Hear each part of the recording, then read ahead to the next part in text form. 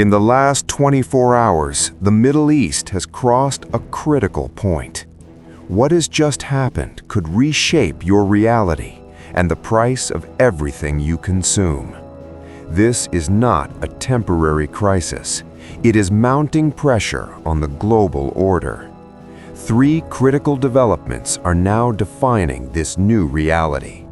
The economic strangulation of Iran, a calculated tactical risk taken by the U.S. Navy, and an emerging power vacuum in Tehran. The turning point came when Washington abandoned diplomacy in Islamabad. The new order is clear: a naval blockade directed at the Iranian regime. This is not routine patrol. It is a selective interdiction. The United States has mobilized a significant force led by the aircraft carrier USS Abraham Lincoln, escorted by multiple destroyers, alongside the USS Canberra and Marine Expeditionary Units. The primary objective is to isolate key hubs such as Bandar Abbas and Karg Island, through which a large portion of Iran's oil flows. The impact is already being felt. Estimates suggest losses of around $400 million per day, and if sustained, the country may quickly reach its limits in storing unsold oil. Tehran's response came in the form of an invisible war. The Revolutionary Guard has deployed mines across the Strait of Hormuz in a disorganized pattern, creating a persistent risk for navigation. Many of these mines are not fully mapped, increasing operational uncertainty.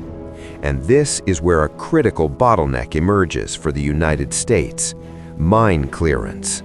Legacy minesweeper ships have been decommissioned, and the Navy now relies on platforms like the USS Canberra and modular mine countermeasure systems. The problem? These systems have not yet been widely tested in real combat conditions in the region. On top of that, mine clearing operations require slow movement, around 5 knots. This turns these vessels into vulnerable targets for coastal missiles, drones, and fast attack boats. But the most critical point may lie beyond Hormuz. If Iran chooses to escalate, it can activate its allies in Yemen and threaten the Bab el-Mandeb. This passage is essential for global energy and trade flows, and this is the most dangerous scenario. 2 global energy choke points under simultaneous threat. If both Hormuz and Bab el-Mandeb are disrupted, up to 30% of global energy flows could be affected, and oil prices could surge to extreme levels. Meanwhile, the conflict has already expanded beyond the sea. In Lebanon, Israel has intensified operations against Hezbollah. Large-scale airstrikes, ground operations, and attempts to establish a security buffer along the border. The conflict is not being contained, it is expanding. And there is another factor making everything even more unpredictable: Iran's internal situation. Recent strikes have directly impacted the regime's leadership. There are reports that the current leadership faces physical limitations and reduced public visibility. This creates a critical issue, a symbolic power vacuum.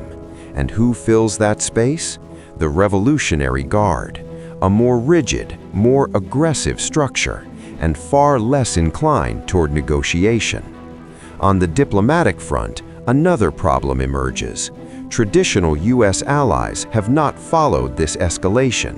The United Kingdom, France, Germany, and Australia have avoided direct support for the blockade.